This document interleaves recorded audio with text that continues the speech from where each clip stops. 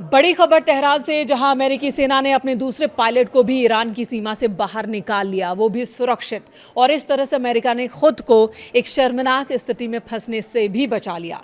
ये बहुत ही साहसिक ऑपरेशन था। खबरों के मुताबिक दोनों देश की सेनाओं के बीच खूब गोलीबारी हुई है। इलाके में घंटों ऑपरेशन चला। अल जजीरा की माने तो ऑपरेशन के दौरान अमेरिकी सेना और IRGC के लड़ाकों के बीच खतरनाक संघर्ष हुआ।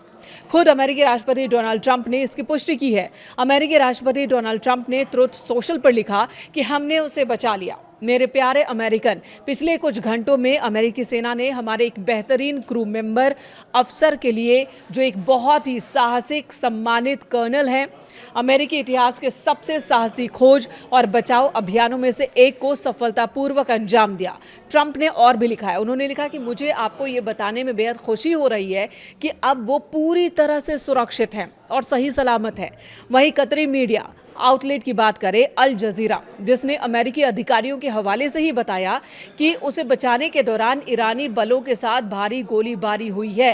आपको बता दें, ईरानी सुरक्षा बलों ने शुक्रवार को अमेरिकी F-15E स्ट्राइक ईगल एयरपोर्ट को मार गिराया था। सेंट्रल ईरान के आकाश में ये सब कुछ हुआ था। लड़ाकू विमान के तहस नहस होने से पहले दोनों पायलट्स लड़ाकू विमान से सुरक्षित इजेक्ट कर गए थे। एक पायलट को अमेरिकी बलों ने उसी दिन रेस्क्यू कर लिया, लेकिन दूसरे की तलाश चल रही थी। एक बड़ा ऑपरेशन चलाया गया। तकनीक की मदद से अमेरिकी सेना अपने लापता सैनिक तक पहुंची और उन्हें ईरान की सरहद से बाहर निकाल लिया गया। ये ऑपरेशन राष्ट्रपति ट्रंप के साथ साथ पूरे अमेरिका के सम्मान से जुड़ गया था। अगर ट्रंप की सेना अपने सैनिक को नहीं बचा पाती तो पूरी दुनिया में जगहंसाई हो जाती। अमेरिका के सुपर पावर वाली छवि को भी नुकसान पहुंचता। वहीं अगर अमेरिकी सैनिक ईरान के हाथ लग जाते तो मुमकिन है कि ईरान मजबूत बार्गेनिंग पोजीशन में आ जाता। वो कोई बड़ी और मनमाफिक डील के लिए अमेरिका को ब्लैकमेल करता। आपको बता दें, आज से लगभग 45 साल पहले अमेरिका को ऐसे ही संकट का सामना करना पड़ा था, जिसकी चर्चा आज भी होती है। अमेरिका को आज भी वो घटना किसी गंभीर चोट की तरह परेशान करती है। उसी घटना की वजह से ईरान और अमेरिका के बीच अविश्वास की गहरी खाई बन गई। ये एक इंटरनेशनल केस था। 4 नवंबर 1979 ईरानी छात्रों ने तेहरान में अमेरिकी दूतावास पर कब्जा कर लिया था। 66 अमेरिकी नागरिकों को बंधक बना लिया था, जिनमें ज्यादातर राजनयिक थे। 1 से 2 दिन नहीं, बल्कि पूरे 444 दिनों तक इन्हें बंधक बनाकर रखा, यानी कि कई महीने तक।